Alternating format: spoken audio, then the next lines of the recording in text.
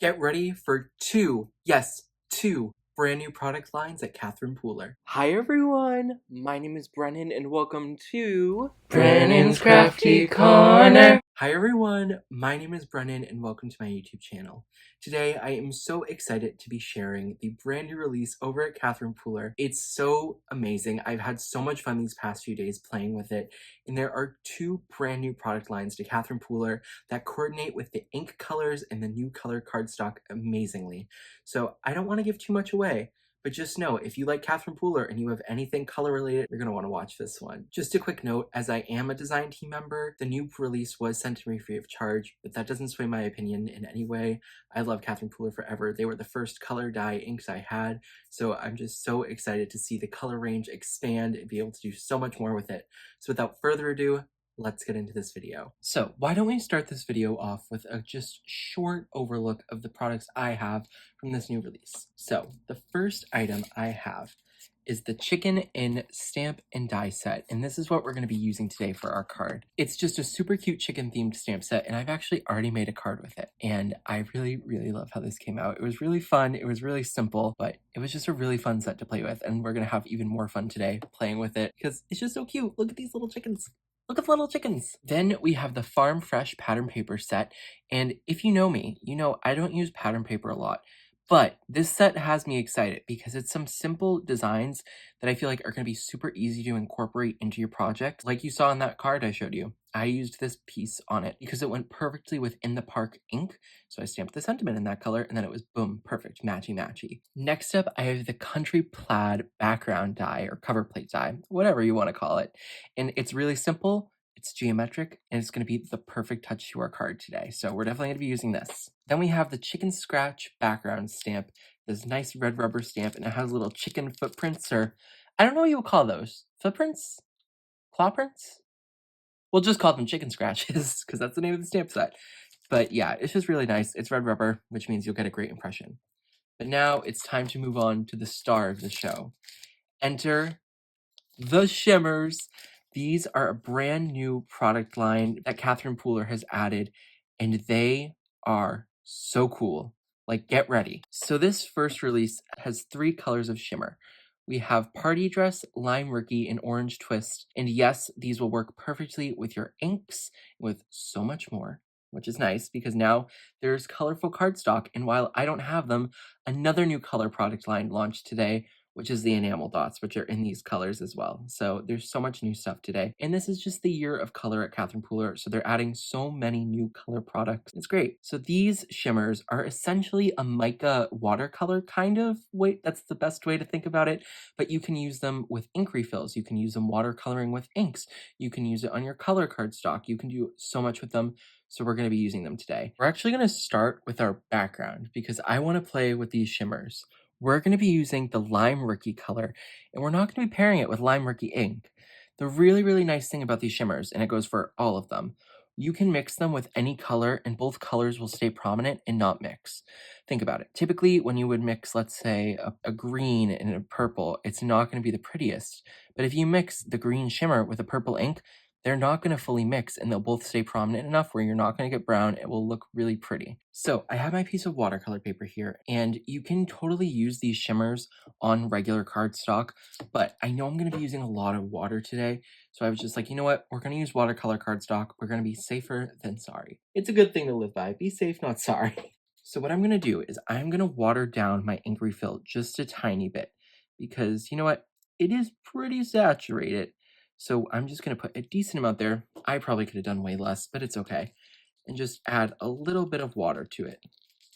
That's probably about good. Now what we're going to do, I'm just going to put that off to the side, and we're going to spray down this panel. It doesn't have to be fully saturated, but you know, a decent amount of water. And then we're just going to come in. I have this random brush that I got off Amazon probably like 5 years ago, and I'm not a proper watercolorist. I can't watercolor like actually to save my life, but look at that. Oh my, look at it go. Look at it go.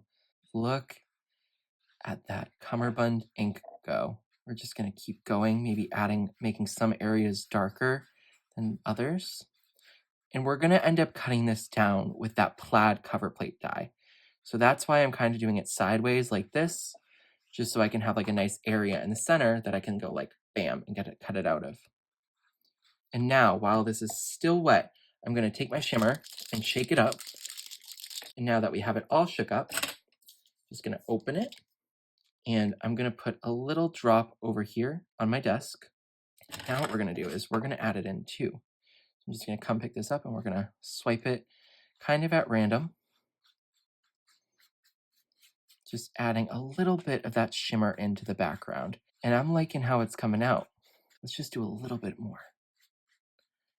And we're going to come back in, too, with some of that ink refill. Some of that watercolor we made. And you know what? We'll go back in with the shimmer again as well.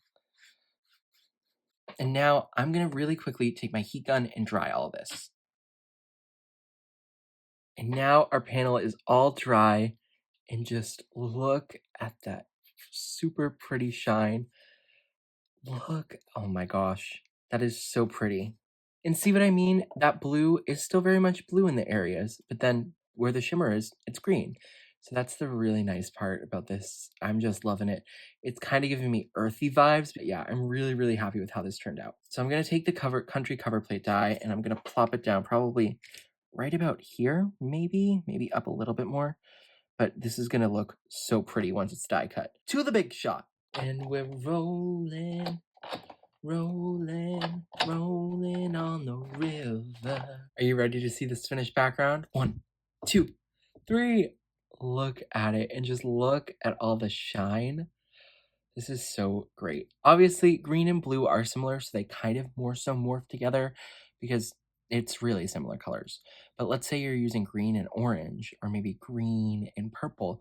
Those won't mesh together as much, and it will very much stand out. The other nice part is this is fully dry. So I'm going to take this little part of my hand right here because, as you can see, there's no mica on it. There's mica on my fingers from when it was wet, but right here there's nothing.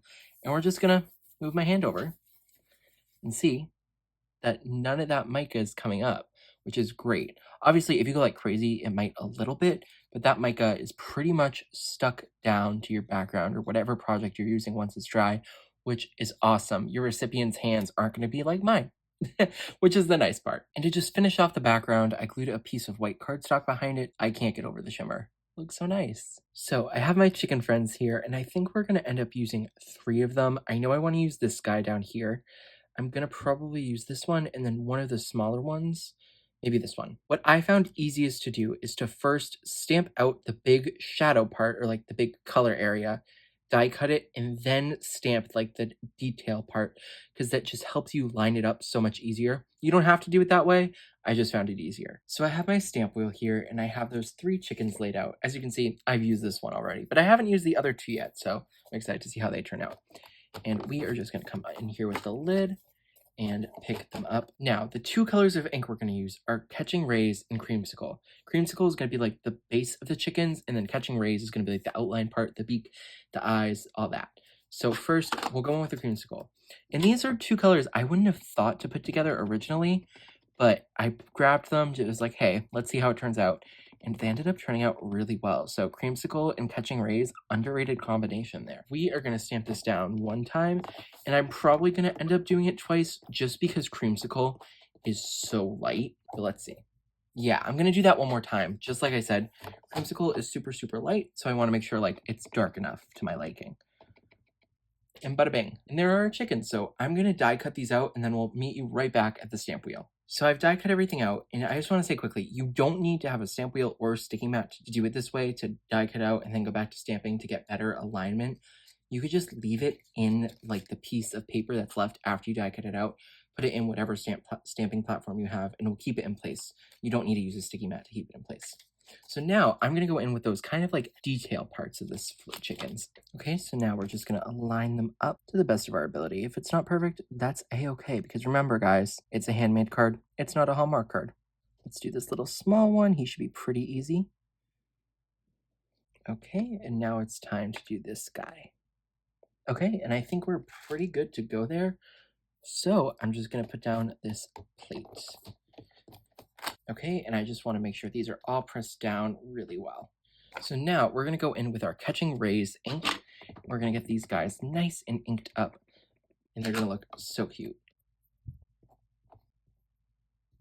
They're coming out nice. Now I'm just gonna do a second round because I did that the first time I did them, just because I also want to get the catching rays to be darker than normal. And there we go. There are our adorable little chickens. So here's the one who's kind of looked over. Maybe he's eating something. There's our little chick, and there's our other one. So cute. Okay, so now it's time to start thinking about layout of the actual card. So we know this is going to be the background. And from the Farm Fresh pattern paper collection, I have cut an oval out of this really, really nice plaid paper. We're going to put that on the center. But I kind of want something for the chickens to stand on. So I cut another piece, kind of like a semi-oval, slightly. It's not quite, but almost kind of a semi-oval. And I don't want it to be white. And I could have done this out of some colored Catherine Pooler cardstock. But instead, I wanted to ink blend it to get more of like an ombre. You definitely could use the color cardstock. I just want to be able to control more so the shading I get, which is harder to do when you're already starting out with a color. So I'm pulling my stamp wheel right back out. So I have my Lime Rickey ink here, and I have an ink blending tool, and we're just gonna get it all nice and inked up. And we're gonna come in starting on the bottom because that's where we want the cardstock to be the darkest. So we're gonna start down here and get it nice and dark. I think this blend's gonna be nice. Now we're gonna start to bring it to the top. You could totally use some different greens from Catherine Pooler. I think if you pulled in Garden Party, that would look really, really nice. But today, we're just going to be using Lime Rickey. And there we go. There is our grass. And I'm really, really liking how that's looking. So let's assemble this card. First, we got to glue our grass onto the oval that goes behind it. So let's just add a little glue here. That should be good. We'll nice and gently place it down. And there we go. Okay, it's coming along nice. So now we're gonna figure out the placement of our chickens. We can maybe have it like this, and maybe have this one up here. I think if we have them hang off, that could also look pretty nice. So maybe do it like this, and then when we put it on the background, it will just hang off ever so slightly. I think that's good. So let's do this. Yeah, let's do that. So we can have this one right over here on the edge, but not going over the edge. And then I'm just putting it in the center to see how far I want to have this guy over the edge so we don't go over the edge of the card. So like that maybe. We'll put him right here. Or he can go up. Yeah, like that will do. So let's add some glue like that. And then lastly, our little chick. He's just going to go right there in the middle. And we'll have this one maybe like talking to the chick. Something like that. He's just talking. And there we go. We have our little chickens all placed. So I think we should add a sentiment maybe right here. I think, I don't know if I should stamp it right on because these sentiments are pretty thin and it is a slightly busy background. But I think the happy birthday, you spring chicken, I think it will work as long as we stamp it in black. I think we should be okay. So let's try that. Okay, we're back in the stamp wheel and I think we should place this sentiment right about here. Yeah, I think that looks good. So now we're gonna just come in with the stamping plate, pick it up. And now I'm gonna go in with some VersaFine Clear. The only reason I'm not using some Catherine Pooler black ink is just because I'm slightly worried it won't be dark enough. It probably would be, but I just want to go best bet, and this is the darkest black ink that I know of. I just want to make sure we can actually read it. What was I worried about? What, seriously? Okay, we're cooking with gas. We were fine. I'm just gonna stamp that again just to make sure we're super fine, but we were always VersaFine. I got jokes. I'm here all night, people. Here all night. There we go. Okay, yeah, that was totally fine this whole time. So cute. Okay, so now we just have to plop this oval onto our card front and then put everything on the card base. I do think we need some foam tape though. So let me grab a little bit of foam tape and we'll put it on. I think a little extra height is always good. And we'll put a little over here on the tail so it's extra supported. And now we'll just peel off our backing. All of our release paper is off and we can push that off to the side. And now it's time for the most stressful part. I was gonna stand, but I think sitting is actually better. Okay, I think right here, just like making sure. Okay, we're gonna press. Ooh, that was pretty good. I'm not mad at it. Are you mad at it? Let me know. Are you mad at it? I need to know. Are we mad? No, but I think that's pretty good. But there's one last step we have to do. We have our card front, so we gotta put it on a card base to actually make it into a card. We can't just be leaving card fronts all alone over here. No. They have to have a card base, guys. Or you have some weird quasi-postcard situation on your hands, and who wants that? There we go. Just look at how cute this card is, and look at that shimmer and shine in the background. This release is so fun and so adorable. There's so many amazing things to it. I'm just so happy with all the color products that have come out this year, with the cardstock, with the shimmers, with the enamel dots, which I really wish I had to finish off this card, but they're in the mail. I ordered them. But yeah, this is so cute. I'm so happy with how it came out. So, what do you think about this excellent card? At least I think it's excellent.